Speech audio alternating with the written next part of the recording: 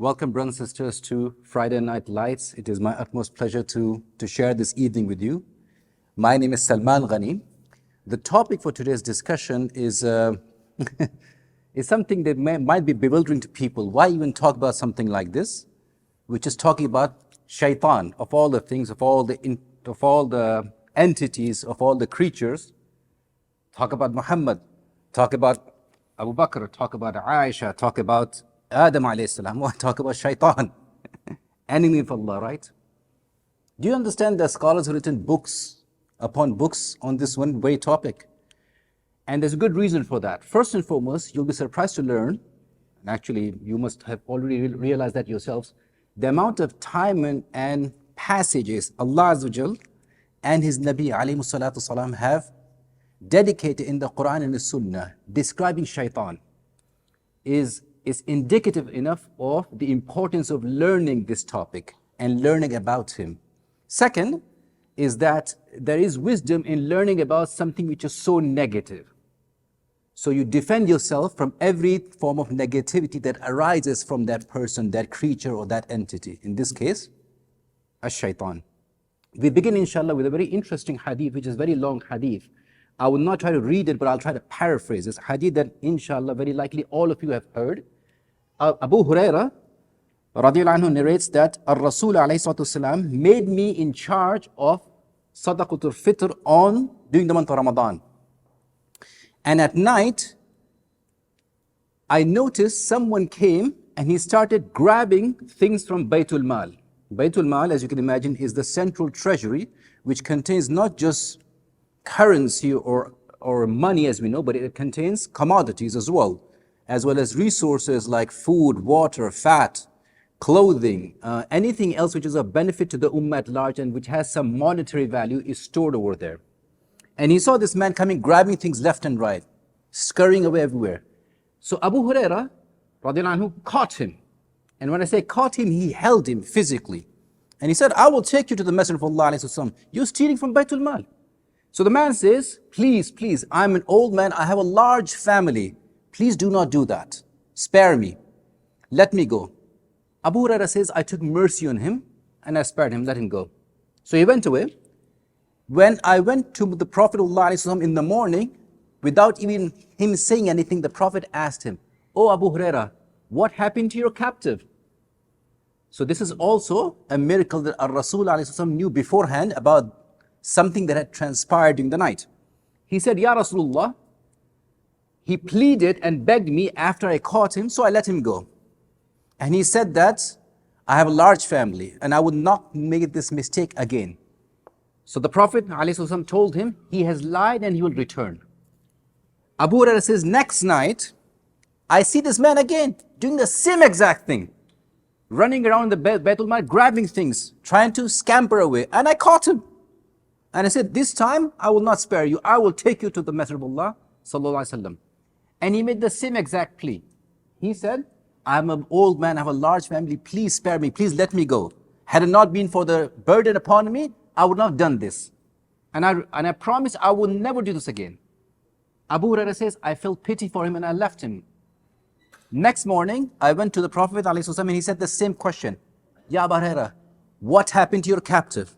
He said, Ya Rasulullah, the same as last night, I felt pity upon him because of his pleas and I let him go. He said, he has lied and he'll come back again. The third night, Abu Hurairah catches him in the act a third time.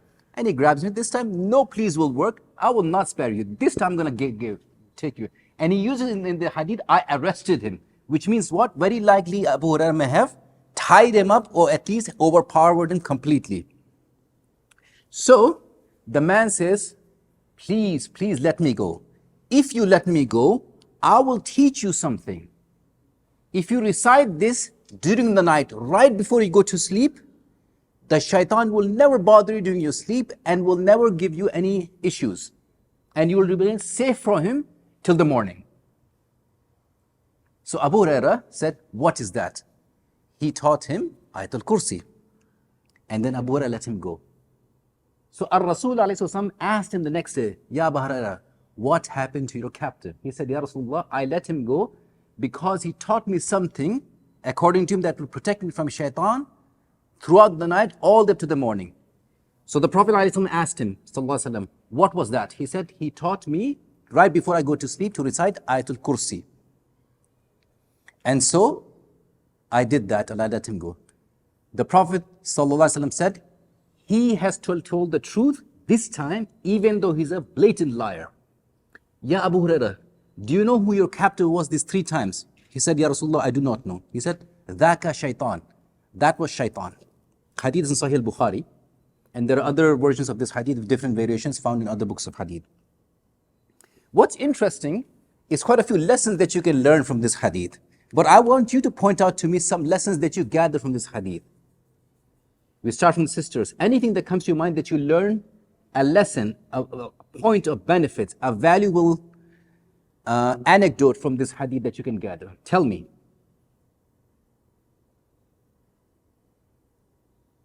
Brothers. Shaytan has a physical manifestation? Okay, so that's a very good point. Shaitan can manifest or can take the form of a human being. In other words, not his own form, he takes the form of something that we can recognize and see. That's very good. Anything else that comes to your mind? Brothers, go ahead, Brother Kabir. Okay, Jazakallah Khayr. An unabashed, persistent, continuous liar. Because the Prophet ﷺ said that even though he always lies, this time he spoke the truth. What else comes to your mind? Tell me. Pardon me? Very good point. He knows the ahkam of Sharia. That's a very smart point. Yes, he knows the deen of Allah Azza wa Jal. I would not say he's an alim, but he knows it quite well. For sure. Surprisingly better than a lot of Muslims, unfortunately. But here's a very important point. Knowing is not sufficient. Acting upon your knowledge is what elevates a person. Gathering a knowledge, for sure, any form of knowledge in itself ibadah, make no mistake about this. Every single halaqah that you attend, you are in a state of ibadah. Plus, we know from the hadith of the Prophet ﷺ in which he said, when a person acquires knowledge, Allah subhanahu wa ta'ala has appointed sayyahin, angels who travel the earth, and they're scouting or looking for halaqatul dhikr, gatherings of knowledge where they come and surround them. And while they're there, they're making dua for all those who are attending. And because of their presence, obviously people feel a sense of serenity. So for sure, there are a lot of advantages, but obviously, gathering knowledge and not acting upon it is a very dangerous matter. I'll mention a few things that I think that we can gather from this hadith. First and foremost, when we give our word to do something and we make a deal about something, we should stick with it. Like Abu Hurairah did. He was appointed with responsibility, and man oh man was he firm upon his responsibility, and did he fulfill the rights of the responsibility. He caught the thief 3 times. Number 2, it's interesting, he was able to physically overpower Shaitan. I'm not saying you and I can do that. Maybe this was an exception. But he was able to do that. We know from different hadith in which the Prophet ﷺ said that I was able to grab Shaitan by his collar. And I was grabbing him so strongly that I could feel the heat of his breath as well as his panting on my hand. So even Rasulullah ﷺ was able to capture him. He further continues, sallallahu alaihi wasallam, that I wanted to keep him and tie him to one of the pillars of the masjid so you guys can see in the morning. But I remembered his deal with Allah subhanahu wa ta'ala that he has been given respite till the day of judgment. So I let him go. Which means something that in certain circumstances, at least for certain people, they're able to overpower Shaitan physically. But make no mistake about this. Every human being who has righteousness in their heart can overpower Shaitan emotionally. Of that we have no doubt. Number 3, like Brother Kabir mentioned, Shaitan is always a liar and can never be trusted. Any single promise from Shaitan is very likely leading you straight to hellfire. I should say very likely. For sure leading you straight to hellfire. Number 4, a strong believer, as I said before, can overpower Shaitan if they wish to and they want to. If Shaitan comes to you looking for a job and hands you a resume, what do you think his resume will look like? Many of you who are in positions of manager or leadership may have scanned resumes before from prospective employees or people who want to join your team, so on and so forth. His resume, his first name would be, what do you guys think? Iblis. That's the first name. Second name or last name, Ar-Rajim. That's his resume. What is his professional goal? To destroy and condemn every single human being to the hellfire. I have made it my personal goal to never leave any single human being alone until they are cast in the hellfire. This is his professional goal. What is his work experience? Thousands upon thousands of, tens of thousands of years, misguiding mankind and the jinn, leading them all towards the hellfire. What are qualifications? Billions upon billions of human beings are headed towards the hellfire because of his efforts. So in terms of his professional capacity, he is unmatched. No one from the ins, even from the jinn, can match him in his capacity to spread evil, to mislead people, to lie, to cheat, to deceive, and to be the leader of all those who unfortunately end in the hellfire. He is their king and their leader. The word shaitan, what is the etymology behind that? Linguistically, where does the word shaitan comes from? The scholars speculated on this matter. There are three words that are strong contenders for the root of the word shaitan. The first is the Arabic word sha'ata. Sha'ata, sheen alif ta, is what? To burn or to be burned. And in this regard, it's a perfect explanation for shaitan. He is destined to be burned for all eternity in the hellfire. Number two, some scholars commented, no, because he's burning with envy towards Bani Adam. Him and his minions, they burn with envy towards Bani Adam. So shata is the root for that. Other scholars said, no, the word shaitan is not from shata, it's from shatta. Sheen, ta, with a tajdeed on top, or shadda on top. This means to deviate or to stray away from something. And because shaitan deviated from the path from Jannah. He was, as everyone knows, upon those who used to follow and obey Allah Azza wa Jal. But upon his commandment, Allah subhanahu wa ta'ala's commandment, to prostrate to Adam alayhi salam, our father, he disobeyed and he was led astray. The third is shatana, very likely the strongest contender for the root of the word shaitan. Shatana is to get far away from something. What do you think shaitan is far away from? If this is indeed the root for his word. Tell me. From Jannah. What else is he far away from? From forgiveness, from the mercy of Allah Azza wa Jal. Far removed from it. There is no possibility, there is not the slightest chance that shaitan will repent and come back. So many youngsters, when they hear this for the first time, they say, I would like to give da'wah to shaitan. There are 8.8 billion human beings on earth. Plenty of opportunities for you to give da'wah. Give da'wah to them. Do not waste your time giving da'wah to ash-shaitan or any of his minions. The word ash-shaitan versus iblis versus shayateen are sometimes used interchangeably, but we will discuss them in more detail. For example, his name, Iblis. Where does the word Iblis come from? Iblis, the noun for that is Iblas. Iblas means loss of hope. And because Iblis has no hope of Allah's mercy and no hope ever to be forgiven. The word for that is ablasa. Ablasa is to lose hope, which is the verbal form for it. And the word ablasa, its format is used in the Quran. Allah Azza wa says, وَيَوْمَ تَقُومُ السَّاعَةُ يُبْلِسُ الْمُجْرِمُونَ. And the day the hour appears, the criminals will be in despair. They will be in despair of losing out the chance of entering Jannah, losing out from mercy of Allah Azza wa Jal. May Allah save us from becoming these people. Technically, Iblis is the one who has no chance of receiving the mercy of Allah subhanahu wa ta'ala. The word Iblis is mentioned in the Quran by itself 11 times. And usually it comes when Allah subhanahu wa ta'ala mentions the story of Adam and Iblis. So that's usually when this word is brought forth. The question arises, If his name means loss of hope, if that actually is the root for his name, was that always his name?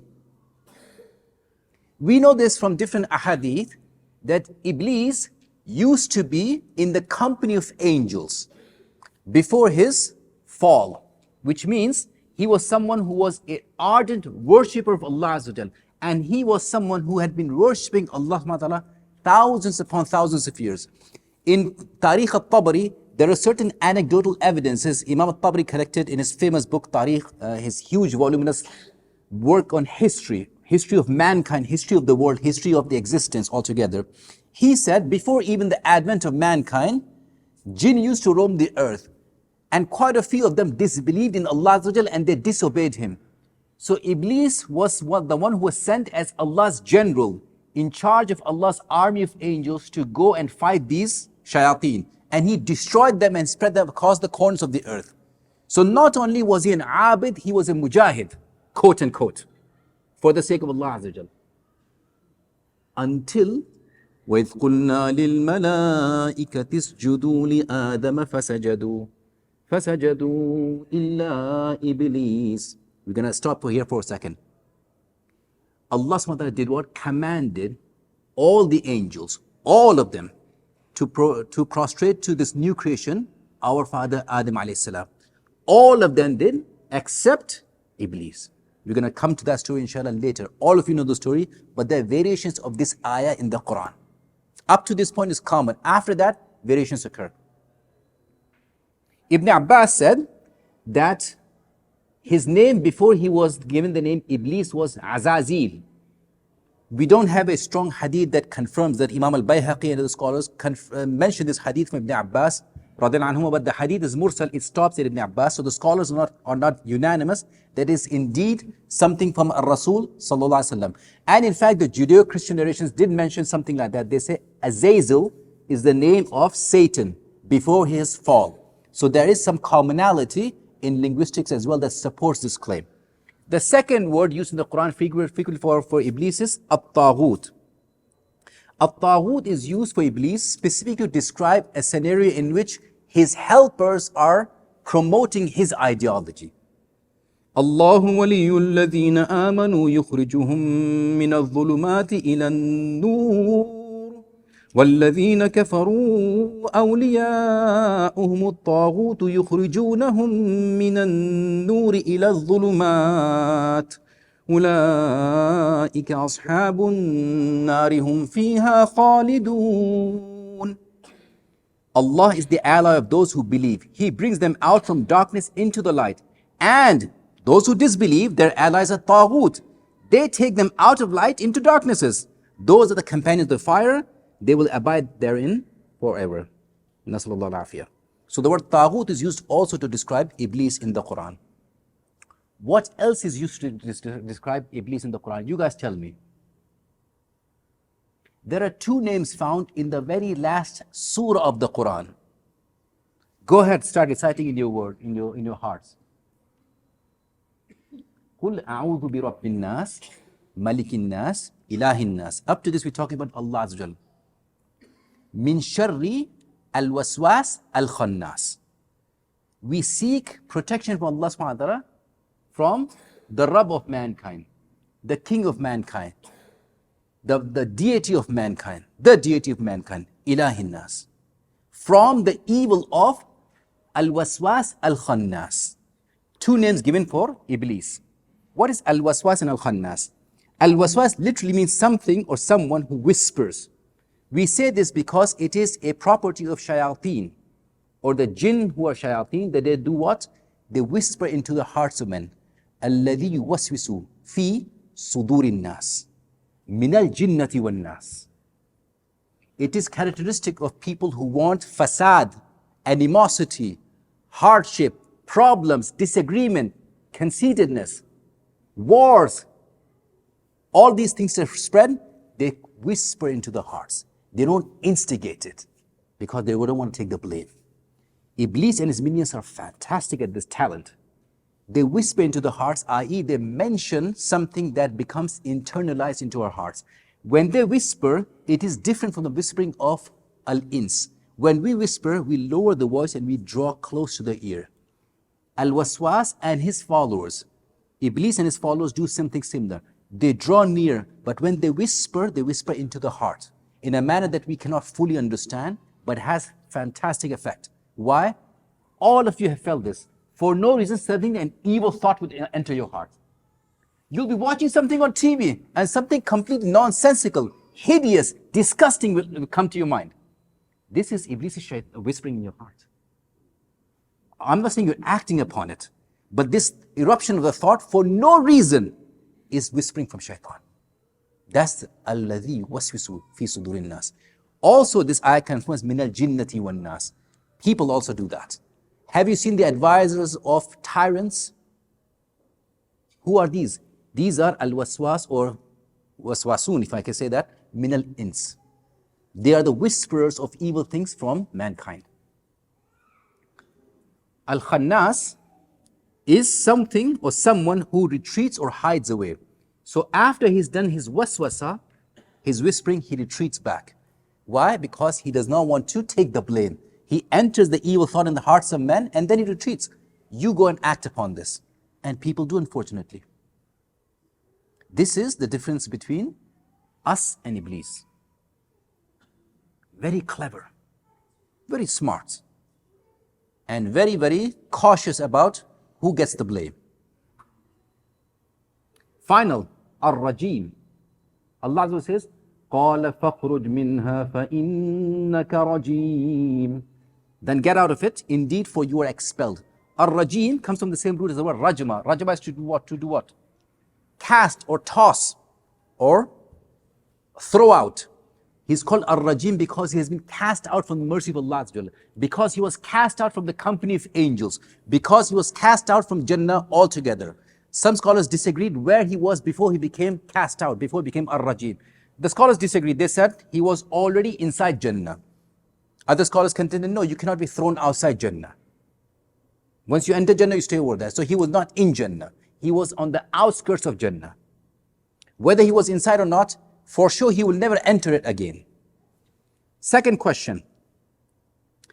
This idea of that he was amongst the angels, what does that lead us to understand about the idea of his origins? The scholars amongst Islam, they vastly agree on one thing. Iblis is min al-jinn, not min al-malaika. Iblis is from the angels. Sorry, from the jinn. He's not from the angels. So, when we say that he was with the angels and he was commanded along with them to prostrate and he did not prostrate, how was he amongst them? Shaykh Islam ibn Taymiyyah gave a fantastic explanation for that. He said, rahmatullah, that certainly Shaitan was from the angels with respect to his appearance, but not with respect to his origin and not with respect to him being the same nature as them. So he said, rahmatullah, that Shaitan, because of his close association with angels, because he was always amongst them, and like them, he was devoted to Allah subhanahu wa ta'ala in worshipping him, he was blessed and he was honored by giving the form of angels. Others said no, he was given the clothing of angels. And the third thing, neither of those two things, he was amongst the angels simply because he was angelical in his activities up to that point. Once he disobeyed Allah subhanahu wa ta'ala and refused to bow to Adam, he was cast out from amongst them and he lost all these privileges. Some scholars contended, they said no, indeed he was from the angels. The group who said he is from the jinn bring this ayah in Surah Al-Kahf. وَإِذْ قُلْنَا لِلْمَلَائِكَةِ اسْجُدُوا لِآدَمَ فَسَجَدُوا إِلَّا إِبْلِيسَ كَانَ مِنَ الْجِنِّ فَفَسَقَ عَنْ أَمْرِ رَبِّهِ أَفَتَتَّخِذُونَهُ وَذُرِّيَّتَهُ أَوْلِيَاءَ مِن دُونِي وَهُمْ لَكُمْ عَدُوٌّ بِئْسَ لِلظَّالِمِينَ بَدَلًا. Allah subhanahu wa ta'ala says, and when the angels were commanded altogether to prostrate to Adam, they all did except Iblis. He was from the jinn. It clearly says, فَفَسَقَ عَنْ أَمْرِ رَبِّهِ, and he disobeyed the commandment of his Rabb. So, are you going to take him and his progeny as awliya, friends and supporters, allies over me? And all of them are enemies to you? Indeed, this is a wretched transaction or wretched replacement. From this ayah, the scholar said, listen, clearly says that he is from the jinn. But there's an interesting caveat. Those who said he was from the malaika, or that he's from the angels, they said something. They said amongst the malaika, there is a tribe called al-jinn. And he was from that group. Allah Azza wa Jalla knows best. The strongest opinion is that he was from the jinn. But what I'm trying to introduce to something is simply this. There are scholars from Ahl Sunnati wal Jama'ah, as few as they are, who maintained that he was indeed a fallen angel. And they brought a further argument, an emotional argument. They said, it's more realistic to assume even an angel can disobey Allah Azza wa Jalla. And to them we answer, what is more noble is even a devil can be elevated to the company of angels because of his good deeds. Allah subhanahu wa ta'ala knows best, but very likely he was from the jinn. So this is origin. What is he's created from? We all know this, the story famously. We, Bani Adam, are created from clay. خلق الإنسان من صلصال كالفخار وخلق الجان من مارج من نار. He, Allah Azza wa Jalla, created man from clay like that of pottery. And he created the jinn from a smokeless flame of fire. Surah Ar-Rahman. This is the origin from what the two species have come from. Mankind, and by the way, in extension, animals as well, are from clay. The jinn are from a fire which is smokeless. Yani a very seething and, so I say, very consuming fire. The kind of fire that you see on your gas stove. That is a smokeless fire, by the way. So, some scholars contend, if he's from the fire, how can he be punished by the fire?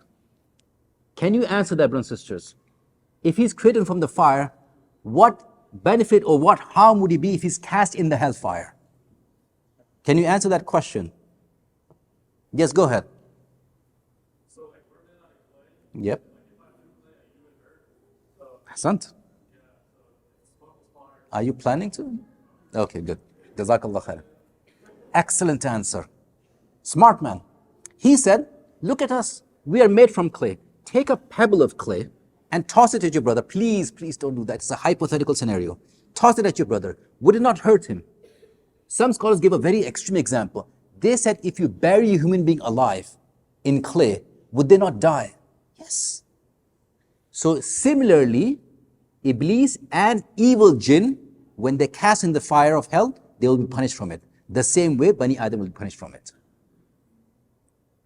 When was Shaitan created? As I hinted before, Al-Jan, or the jinn, were created before mankind.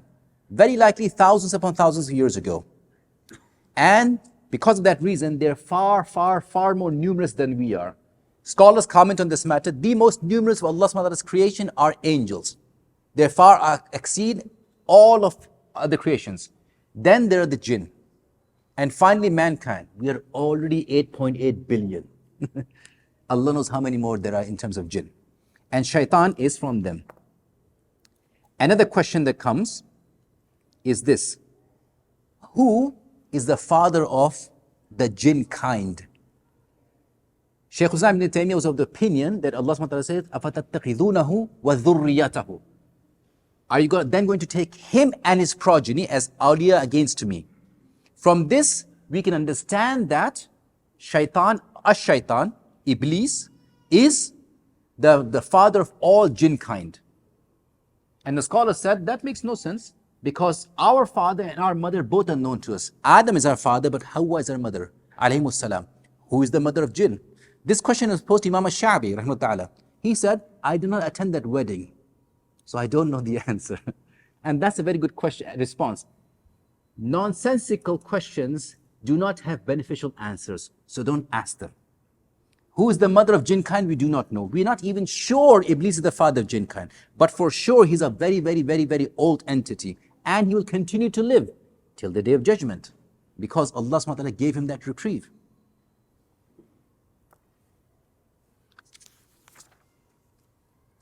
I want to ask a question to all of you here. What is the three things that come to your mind when you ever hear the term Shaitan, Iblis, Rajim, Al-Waswas, Al-Khannas? What are the things that come to your mind? You tell me. Isti'adha, the first thing to do is to seek protection from Shaytan. Good. What are the two? How about, let me ask sisters, what things come to your mind if you hear that? Nothing comes to your mind? When you hear Shaytan, Iblis, any of these evil terms or descriptions of Iblis, what comes to your mind? Tell me. Go ahead, sister. Excellent. Something bad, something evil, something wretched that is about to happen or has already happened. Yani, even we immediately associate tremendous negativity, misfortune, bad things when it comes to the word Shaitan or Iblis. What else? Can you guys suggest? Tell me. Pardon me? Hellfire. Excellent. Very good. Make no mistake about this. Iblis's path, waliyahzu billah, is the shortest and easiest path. Jazakallah khair, I have one. Is the shortest and easiest path for a person to land in hellfire. And we ask Allah subhanahu wa ta'ala's protection from the hellfire. That's his sole purpose. To mislead mankind into one place where he's headed. Make no mistake, my sisters. Every single human being, not just Muslims, even non-Muslims, are at war with Iblis. Even those to whom he is their close friend, he is at war with them without them knowing about it. Because the more he suggests to them do evil deeds, the more he's pushing them into the depths of hellfire. So he is on the mission to destroy every human being. Even the most evil of human beings, our assumption will be they are friends of Shaitan. They may think they're friends of Shaitan, he does not think of them as friends. For him, every single Bani Adam, every single of the Bani Adam are enemies.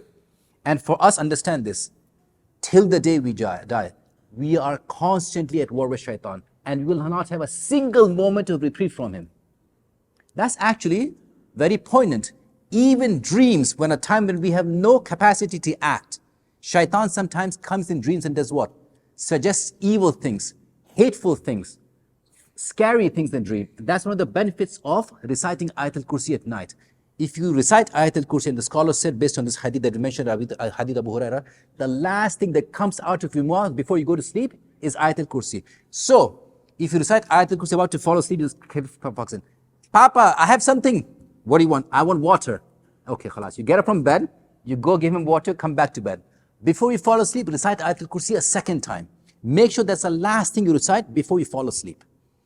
And if you do that, inshallah, you will never see ugly things in your dream. You will never see yourself committing sins in your dreams. You will never see yourself being harmed in your dreams. You will never see somebody you love dying or being harmed in your dreams. Yes, my brother. So say you die in your sleep, right? And would your last wish be Ayatul Kursi? And then if it is, would you not say the Shahada instead? MashaAllah, smart man. He's saying that Ar-Rasul famously said, make sure the last words that you die upon are La ilaha illallah. If a person does that, inshallah, he will enter Jannah. May Allah grant us this capacity. Every single one of them. Say Ameen.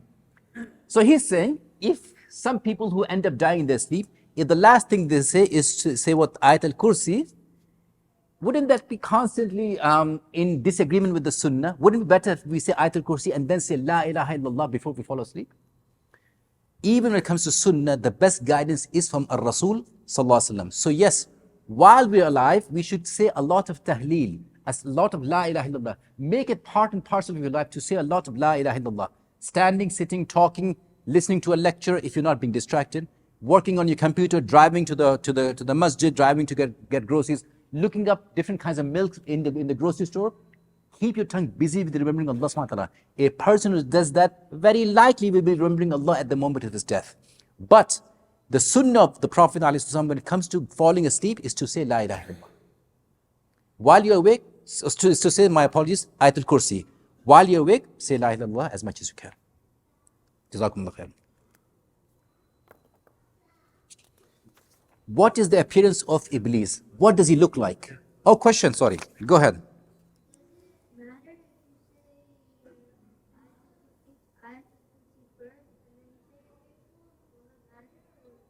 What should be the format and the sequence of things saying? I have heard and I've seen some of my teachers say that Ayatul Kursi, they say first, they were describing their own practice. Then they recite the three Qul Huwallahu Ahad, Qul A'udhu Birabbil Falaq, Qul A'udhu Birabbin Nas, and that's the last thing they say. If you want to follow that format, inshallah, they should be fine. If you don't want to make Ayatul Kursi the very last thing, make sure it's one of the very last things before you fall asleep. But Ayatul Kursi should be part of your azkar before you go to sleep. And there are a whole lot of other azkar that you should be saying, inshallah. Any other questions, my sisters, before we continue? What does Iblis look like? Clearly, he does not look like the ins because he's from the jinn. The jinn have the capacity to take human form. But when it comes to their own original existence, they do not constitute a form. They are a formless entity. Maybe amongst their world, their existence, their playing field, they are able to see each other. We cannot see them, as we know from the ayah in the Quran, in their original form. So, what does he look like if other shayateen or other jinn were looking at him? Go ahead. Is he handsome? Opposite of that. He is unbelievably ugly. Not only is he ugly, scholars describe, he smells, reeks, hideous, very, very dirty. Appearance, how he dresses, how he looks. People said, the scholars said, he's a very, very, very scary appearance. If mankind were to look upon it, you will not be able to forget such a hideous being. Anything that you've seen in any video game, any cartoon, any movie, cannot come close to how evil and how hideous looking he is. Why? Years upon years upon years upon years, or my apologies, millennia upon millennia of disobeying Allah subhanahu wa ta'ala has made him hideous. And we know this from different hadith. If a person obeys Allah subhanahu wa ta'ala and is one of the righteous slaves, people start loving this man or this woman. Even if he's not very handsome, his appearance looks handsome. That's why every single student, when they wrote a biography of their teacher, they always describe this teacher as being what? Handsome, tall, muscular, full of life and vitality. Come on. I've seen people. You know what? That is the case. People always admire and see in a different life whom they love. Opposite of that is true as well. The people who are truly evil and ugly inside, their appearance becomes ugly as well. This entity may have looked like the angel's one. He's just the opposite right now. Utterly ugly. There is another description of his appearance. Anyone remembers that? Something about his head. عن ابن عمر رضي الله عنه قال قال رسول الله صلى الله عليه وسلم لا تحروا بصلاتكم طلوع الشمس ولا غروبها فإنها تطلع بقرني شيطان. Hadith in Sahih Muslim. Ibn Umar رضي الله عنه, when they reported that Allah's Messenger sallallahu alayhi wasallam said, do not intend to perform salah at the time of the rising of the sun nor its setting, for it rises between the two horns of Shaitan. So from this hadith we come to learn that Shaitan has two horns. Whether he's wearing a helmet or whether that's part of his physiology, I cannot say. From this hadith, apparent is that this is part of his being and his physical structure. He has two horns. It's no surprising that every single Christian and Jewish this description, diagram of, or what do you call that, paintings from 2,000 years ago in their basilicas, in their churches, in their halls, very much looks like a being which has two horns sticking out.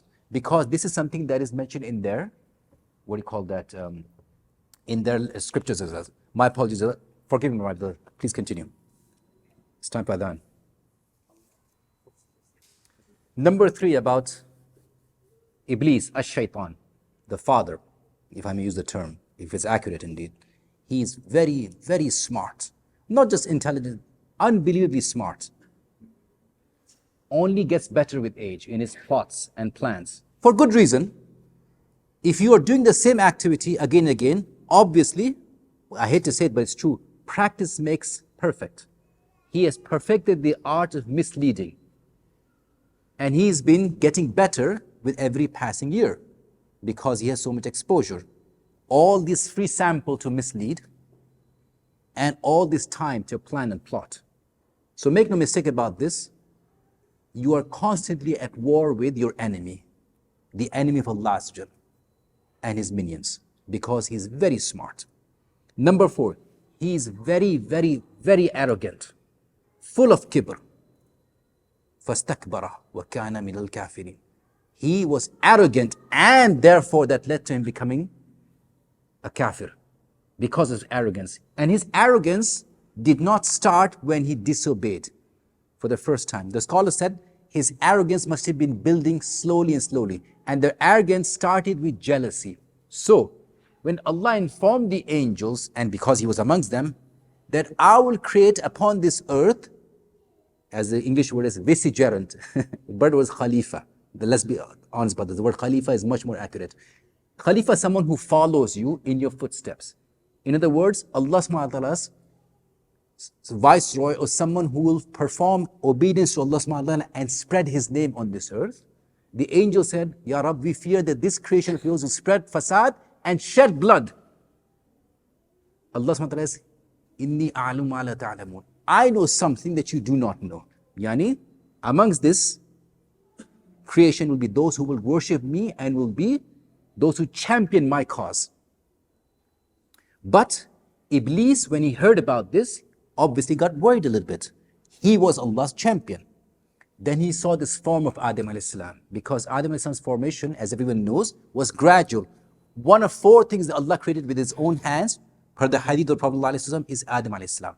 So slowly but surely, Adam alayhi salam, while he's being built, Iblis' jealousy keeps rising, rising, rising. So now he starts to find fault in Adam. What is so special about him that I do not have? خَلَقْتَهُ مِن نَارِ وَخَلَقْتَهُ مِن طِينٍ. I've been created from fire, he's just been created from clay. I am better. Al-Imam Ibn Qayyim rahmatullahi ta'ala wrote a small booklet on this matter, in how irresponsible and illogical is this argument. And he brought 54 points demonstrating that, in fact, teen is better than nar. Not even that Bani Adam is superior to al-jinn. He brought an argument how clay is superior to fire in 54 different ways, just to refute this argument from Iblis. So with time, this jealousy gave rise to what? Or gave rise to what? Pride. And this pride consumed him and led him to disobey.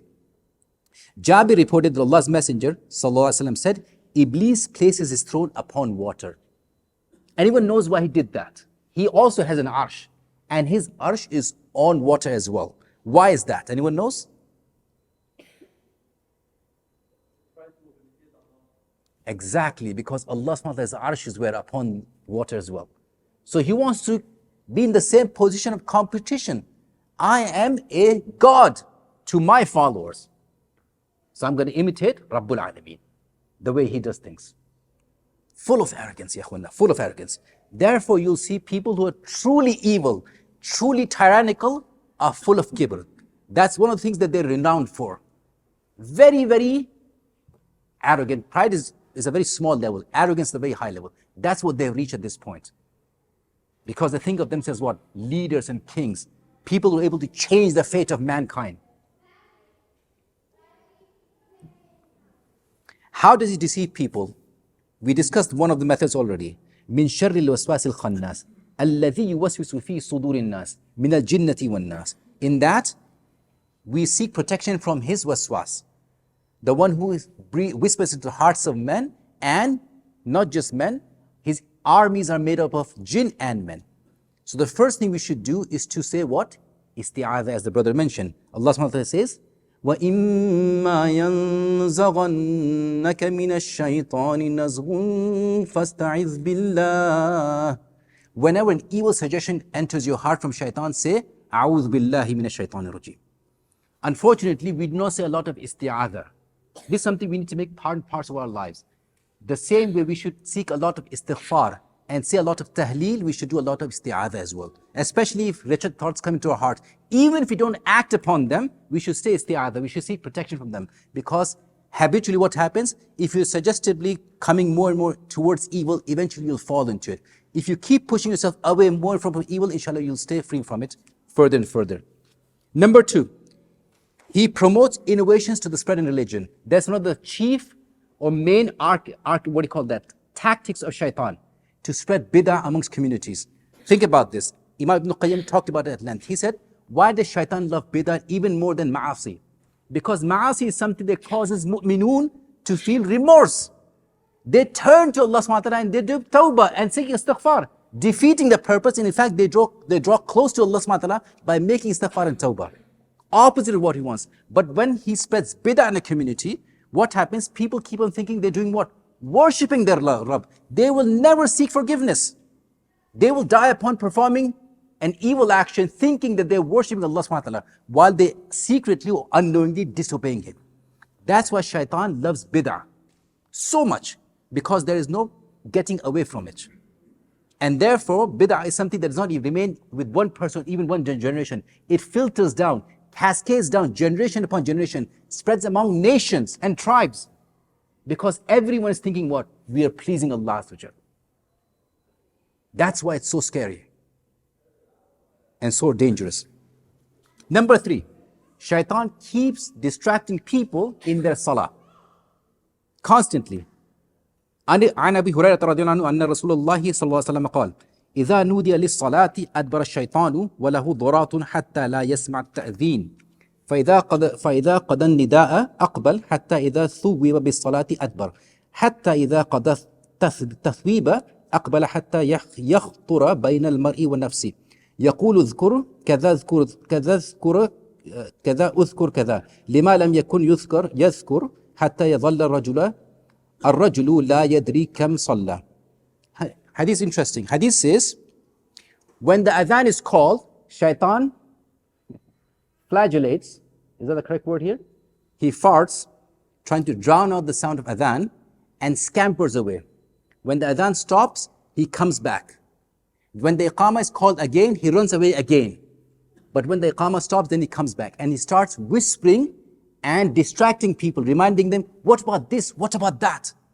To the point that the person ends up forgetting how much he has read or how much salah he's performed from rakat of salah he's done.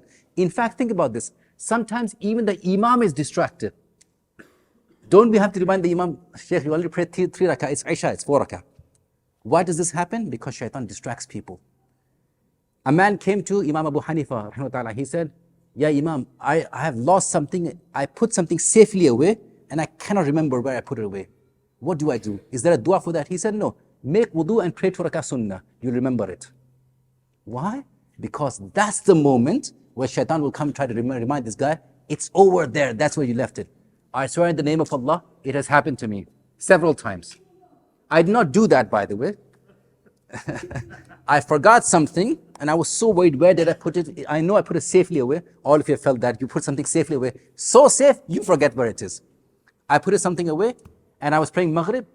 There where it is. He remembered in Salah.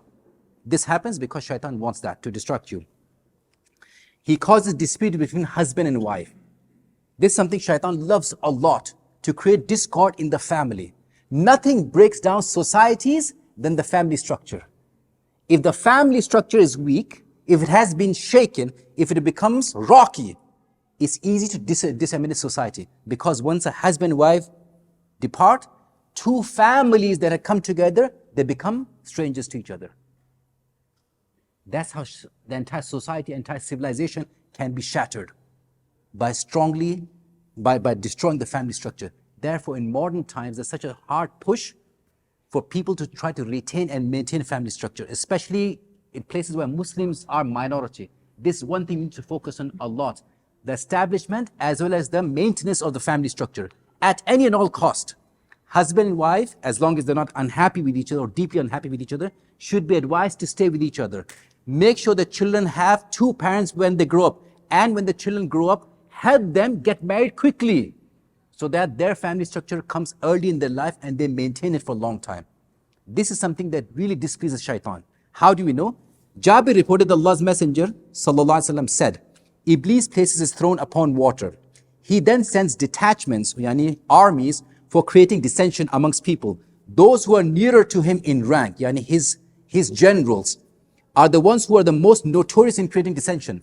Yani, if you want to, if a jinn wants to advance in Iblis's army or his hierarchy, on top it's Iblis, but if he wants to come close to Iblis in how he's favored, he needs to be the one who is most successful in causing dissension amongst the jinn and the ins, causing peoples to start fighting each other, causing wars to happen, battles to spread, causing neighbors to fight with each other, to quarrel with each other, family structures to break down.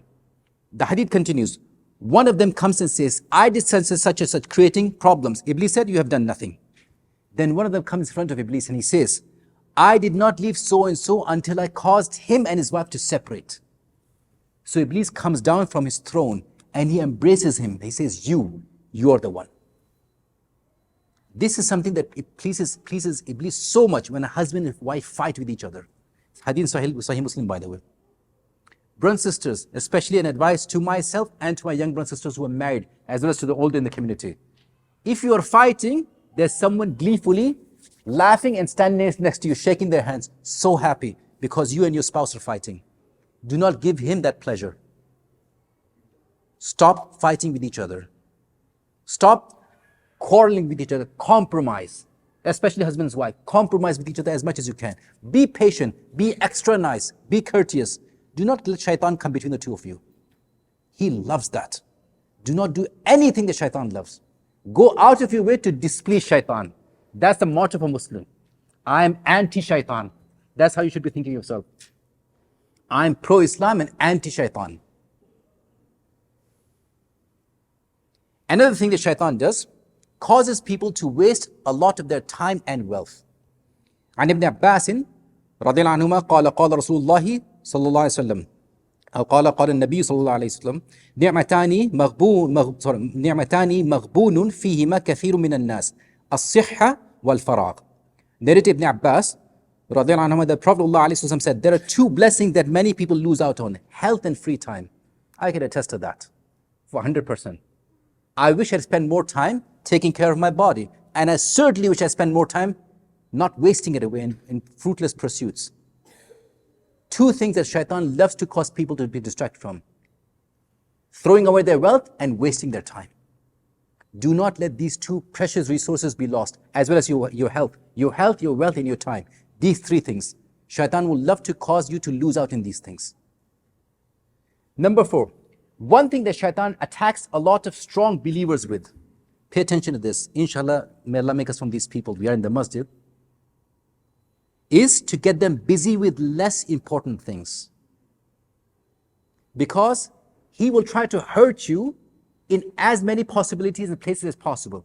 Even if he knows for sure there's no possibility, inshallah, you're from Jannah. At least he'll try to make sure you don't end up high in Jannah. He will try to drag you down in Jannah. Also, he does not want a lot of good role models in the community. If there are a lot of good role models, if there are quite a few, inshallah, Jannati people in the community, a lot of people follow them and also become from people Jannah. That's one thing Shaitan cannot stand. So the people are truly righteous, and this happens the most among scholars and ulama, because they are very, very strong in resisting Shaitan. They will never fall into the idea of ma'asi, clear sin, or for that matter even bid'ah. But he can get them busy with useless pursuits. And not just ulama, even righteous Muslims among the community. So I advise you, brothers and sisters, as I advise myself, make sure about this. I'll give an example that happened twice right now in the past 2 hours for me. The first thing, as I'm preparing this lecture, at 5 o'clock, I reminded myself I have to pray Salatul Asr. And I said, I'm doing this lecture right now, let me finish, and then let me just get this printed out, let me give final touches, and inshallah I'll pray. My parents were about to pray. I said, I'll pray with my son later. At 6:40, I realized I've not prayed Salatul Asr. Why? Because I got distracted by something less important than Salah. You may think this lecture is less important. Compared to Salatul Asr, I could have delayed that and continued this lecture afterwards. The second thing, while the muaddin was making adhan, what is the sunnah for when adhan is heard? Repeat after the muaddin. After he got to Hayya al-Salah, then I realized I was forgoing to miss that. So I started reciting at that time. Before that, I was looking at my notes. Brothers and sisters, every single second of your life, you're being distracted by Shaitan. Resist and push hard. He will try to eat up your good deeds. If he cannot distract you into bad deeds, he'll try to take away from your good deeds. Like we talked about the idea of Salah. So, one final thing on this matter. One thing that Shaitan loves, and one of the biggest targets of Shaitan are not people like you and I. They are al-ulama. And there's a good reason for that. If Shaitan can bring down an alim, or the leader or righteous leader of a community, he has scored a big victory. Why? Because the Muslim Ummah looks at that person as a role model. If your role model comes down in your eyesight, you have lost hope. If you lose the epitome of righteousness, piety, who do you look up to? Whose example would you follow? You may say, the best example is Ar-Rasul alayhi wasallam. Yes, but how many of us know truly the sunnah of the Prophet alayhi wasallam, except al-ulama? That's the reason where du'at, when they fight with each other on the internet, that really displeases me. When I hear one alim doing ghib of another, I just want to run away. It makes me cry. Because I'm losing my value of that person in my own sight. I'll give an example of personal life, my sisters. There's a very, very famous da'i. Obviously, I'm not going to say who that is. He was my teacher before he became so famous. May Allah keep him preserved on the straight path. I saw him openly calling people to bid'ah in conferences and all that. And they started disturbing me. And he taught me 40 hadith. First time I ever learned 40 hadith was from him, of Arba'in Nawawi, back in 2008 or 2009. The reason I'm telling you a story is this. I went to my beloved teacher, Shaykh Salman Gani, and I said, Shaykh, I have a teacher, I'm not going to tell who that is, but I've learned so much good things from him, and yet I see him openly calling to bid'ah. What do I do here? I dislike the idea of meeting him because I always think less of him now. The Shaykh said something fantastic. He said, do not learn from him ever again. Because not only have you lost value for him, you will end up losing value for the ilm that you got from him. And till this day is true. I have never looked at the notes that I learned from him, unfortunately. Because it reminds me of the things that I heard him say that were clearly against common sense Islam. Brothers and sisters, if you hear or if you learn about two Muslims fighting, just forget about ulama, even two Muslims fighting, make sure you not try to jump into it unless you can solve it. Very likely you will not find either of the two in a good light if you try to jump into between of them. And this happens especially amongst ulama. Therefore, do not try to find faults in your teachers, in the imams, in the du'at. You'll only, shoot yourself in the foot after that. No one will benefit. For sure, he's not going to benefit and you're not going to benefit from it. Yes? Can you repeat that advice of the Shaykh? Shaykh Salman Gani said, do not listen and learn from him anymore after that. Because you will lose the value for the ilm that you got from him, not just him. And which is very true, unfortunately. So keep this in mind, inshallah. Shaitan's biggest targets are the imma of this ummah, are the leaders, are the imams of this ummah. And understand this, inshallah, if you advance in the path of dawah, may Allah grant us all the ability, the capacity to do that. You will be targeted and you will be challenged more and more in your iman and your actions, none other by Iblis and his minions. So be mindful of that, inshallah. What can we do, brothers and sisters, you tell me, to safeguard ourselves from Iblis and his whisperings and his plots? Let's start with sisters. What techniques do you have that you employ right now, aside from saying isti'adha, to stay away from Shaitan and his whisperings? Yes, go ahead. Have good company. Jazakallah khair. What an excellent suggestion. The Prophet ﷺ said that every single person is on the deen of his Khalil, of his close friend. So be careful whom you take as your Khalil. That's an excellent suggestion. If you are in the company of evil people, people who do not control their tongues, people who like to do a lot of ghibah, people who do not want to spend time in the masjid, people who like to play a lot of video game, waste money on fruitless pursuits, this is what your actions will be. If on the other hand, you're in the company of those who are students of knowledge, who are fellow scholars, who are those who love to come to the masjid, those who like to give sadaqah, those who like to go take projects for the help of the ummah, guess whose company you'll be in? Good people. And inshallah, your output will be good as well. So that's very good. Maintain and keep good company, inshallah. Second idea, tell me, brothers, what can you do to defeat Shaitan and his actions? Yes. Dhikr, Jazakallah khair. Nothing beats Shaitan, nothing irritates Shaitan more than adhkar. The first dhikr that we always said is what? Every single time an evil suggestion comes into your heart, say, A'udhu Billah, or A'udhu Billahi Minash Shaitanir Rajim. Making wudu is a very, very good idea. A person who is in the state of wudu and he does frequently will always remember that he has wudu at that moment. Why? Because this person wants to do what? Get up and praise in salah, any sunnah salah, wants to read Quran. So such person will be mindful of his wudu because he keeps wudu frequently. If you're in a state of wudu, likely you'll not be inclined towards evil easily. So in general, ibadat and adhkar help you a lot in becoming successful in staying away and defeating shaitan from his plots. عن ابن مسعود عن النبي صلى الله عليه وسلم قال اللهم إني أعوذ بك من الشيطان الرجيم وهمزه ونفخه ونفثه. Ibn Mas'ud reported that the Prophet ﷺ said, "O Allah, I seek refuge in you from the accursed shaitan, his madness, his pride, and his poetry." If you can memorize this hadith and you keep making this dua in your life frequently, that's an excellent dua to memorize. Hadith is Sahih, is in Ibn Majah. There is a shaitan from the shayateen. His name is Khinzab. We discussed briefly him. He has a PhD in distracting people in salah. He's mentioned by that name, Khinzab or Khanzib or Khanzab, any of these variations in a hadith. And this shaitan has one goal, to distract you from salah. So our Rasul ﷺ talked about them and he said, a Sahabi said, Ya Rasulullah ﷺ, I have this distraction in salah. What do I do? Because I think I get distracted easily. Our Rasul ﷺ said, that is a devil called Khinzab, or that is shaitan called Khinzab. If you feel that, then seek refuge with Allah from him by saying, A'udhu billahi minash shaitan rajim, and spit dryly to your left 3 times. On your left. He said, the Sahabi said, I did that and after that Allah took him away from me. Hadith in Sahih Muslim. This is a famous case. Quite a few scholars have recommended this. Especially for younger people, happens a lot more. If you start getting distracted in salah a lot more, try to apply this sunnah. Say, A'udhu billahi minash shaitanir rajeem under your breath. Whether you're praying by yourself or whether you're being led behind in the imam. Turn towards your left and say, gently. Please do not do this, and especially be careful if there's a guy on your left. Because I used to attend salah behind this older gentleman, and not behind, on the side of the gentleman, and many times while praying, obviously, mashallah, he's very careful, he does not spit, but it's still distracting. So if you end up having to do this multiple times in the salah, I think you have a bigger problem than just one shaitan. So what I'm trying to say is, if this happens a problem regularly for you, it's more a matter of waswasa than anything else. This should be not something that you employ regularly, but something that you employ sporadically.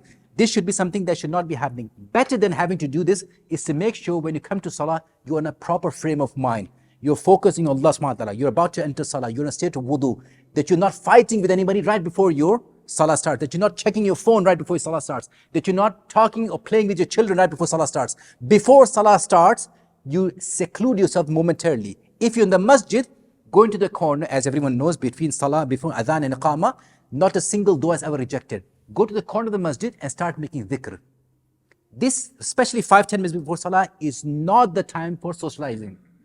That's not the time to talk to people. Do it after salah, inshallah, if you would like to do that. But before salah, at least 5 minutes before salah, seclude yourself. If you do that, inshallah, this issue will not happen a lot.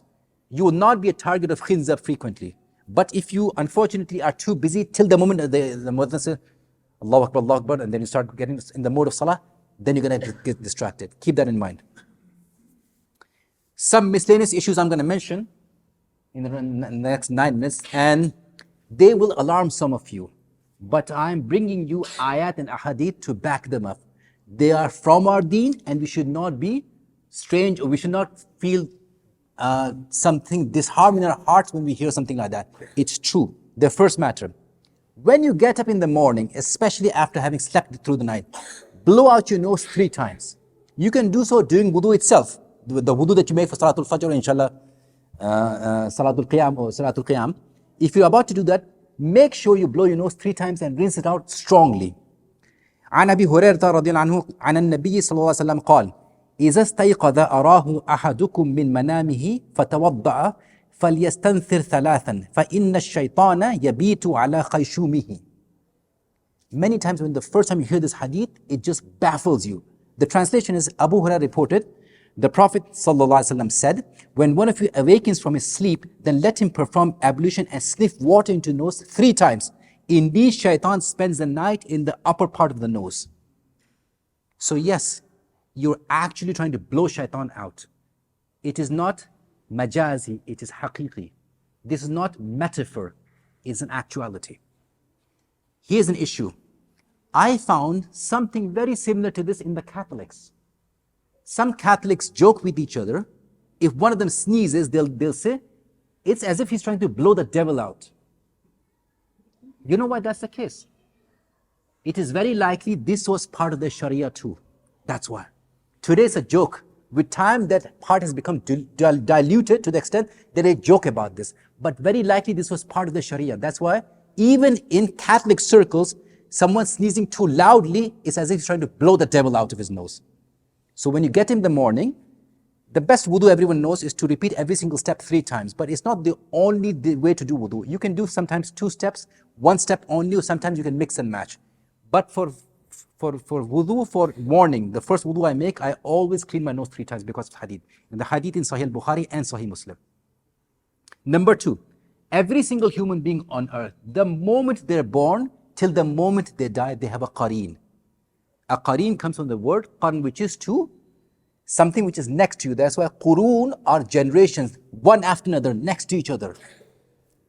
And therefore, a qareen is a devil, a shaitan appointed by Iblis to be your lifelong companion for the rest of your life. The reason that is the case is simply this. A qareen is the true master of your psychology. He knows you better than your parents, your spouses, and your children. Because he is with you while you're awake and while you're asleep. And he never leaves your side, never leaves your company. And he constantly makes suggestions to you, evil suggestions. Even now, in this room, because we stopped making adhan, every single one of you has a qareen sitting and listening to this lecture. And to say all of you, to hell with all of you, wherever you are. But you get my point. These qareen are dedicated shayateen who will never ever accept Islam. There is one exception though. Aisha said, Allah's messenger came out of her apartment during the night and she felt jealous that he left her apartment. Then he came back and he saw me in an agitated state. So he said, Aisha, what has happened to you? Do you feel jealous? Thereupon she said, how can it be that a woman like me would not feel jealous of a husband like you? Or regarding a husband like you, leaving a husband like you? Thereupon Allah's messenger ﷺ said, it was your devil who had come to you. And she said, Allah's messenger, is there along me a devil all the time? He said, yes. She said, is the devil attached to everyone? He said, yes, Aisha. She said, oh Allah's messenger, is there a qareen attached to you too? He said, yes. But my Lord has helped me against him, and as such, I'm absolutely safe from his mischief. It's Hadith Sahih Muslim. In other words, there's separate wording. The Hadith says, I gave him his da'wah and he accepted Muslim, became Muslim, and now he only invites me to good deeds. So our Rasul ﷺ's qareen was the only qareen that we know of that actually accepted Islam. Every other qareen is a dedicated evil jinn. Amongst jinn kind are like mankind. There are those who are righteous and pious. There are those who learn the religion. There are those who are generally inclined towards the good deeds. There are those who are right in the middle. Then there are those who are generally inclined towards evil deeds. And they might actually be Muslim. Like the fusaq among Muslimun min al-ins. The evil Muslimun who are from the mankind. They are people who believe in Allah. They are sticking to Islam somehow. Almost there, but they generally fall into sins. And then there are those amongst mankind who are purely anti-Allah and anti-Islam. Jinn are like that as well. There are those amongst the jinn kind who are, and they are far more in number, just like mankind, who are not Muslim, and they're dedicatedly against Allah subhanahu wa ta'ala and His religion. True followers of Iblis. Qareen are from them. They are not going to convert to Islam, no matter how much da'wah you want to give. And no matter if you keep talking to yourself, people will think you're crazy. So your idea should be this at all times. My first priority is to defeat my qareen before I defeat or try to give da'wah or try to, change people. In other words, change yourself first. If you do that, people will naturally take you as a role model. It'll be easy for you to influence them and give up the whisperings of your shaitan. Final thing. Are there shayateen from people? Mankind, are there shayateen from them? Yani, are there those who are dedicated followers of Iblis and his army, even if they don't believe in Iblis? Yes, there are. Allah subhanahu wa ta'ala says, وَإِذَا لَقُوا الَّذِينَ آمَنُوا قَالُوا آمَنَّا وَإِذَا خَلَوْا إِلَى شَيَاطِينِهِمْ قَالُوا إِنَّا مَعَكُمْ إِنَّمَا نَحْنُ مُسْتَهْزِئُونَ. When they meet the believers, yani non-believers who are people, they say, we believe. But when they are alone with their evil friends, they say, They're shayateen, we are really with you, we were only mocking them. So people who are truly hideously evil in their actions are shayateen, whether they're from the jinn or from the men. Final thing, inshallah, as a concluding point, brothers and sisters, one more time. Understand this. Allah subhanahu wa ta'ala has made the life full of challenges for us. Alhamdulillah, something that Shaykh Ibrahim spoke about after Isha last time. He explained very nicely the idea of how Allah subhanahu wa ta'ala tests people. And part of that test is that you have suggestions coming to you from your qareen, and you have an overarching enemy, Iblis, constantly plotting against mankind in general. So what is the purpose of life? وَمَا خَلَقْتُ الْجِنَّ وَالْإِنسَ إِلَّا لِيَعْبُدُونَ. I have not created the jinn or the men, Allah says, except that they may worship me. The purpose of our creation is to worship Allah subhanahu wa ta'ala. And one of the easiest ways to worship Allah subhanahu wa ta'ala is to refute and defeat Shaytan. I ask Allah subhanahu wa ta'ala to make us amongst those people who stay upon the straight path. And I ask Allah subhanahu wa ta'ala to make us amongst those people who follow Sunnah and stay away from the bid'ah. I ask Allah subhanahu wa ta'ala to make us amongst the people who are strong against the suggestion of Shaytan. And I ask Allah to make us amongst those who are role models to our community. Are there any questions? We have literally 1 minute left. One question, inshallah. I'm sorry, I wish I had more time. Yes, my brother. He is very defeatable, and even if he knows right now that I'm doing ghibah of him, he cannot do anything to us. As long as we have Allah subhanahu wa ta'ala and his religion, inshallah we are safe in the life of this world and the next. Jazakumullah khair. I appreciate giving me the time and attention. May Allah grant us success. We have inshallah Salatul Isha. Subhanakallahumma bihamdik, nashhadu an la ilaha illa ant, nastaghfiruka wa natubu ilaik. Assalamu alaikum wa rahmatullahi wa barakatuh.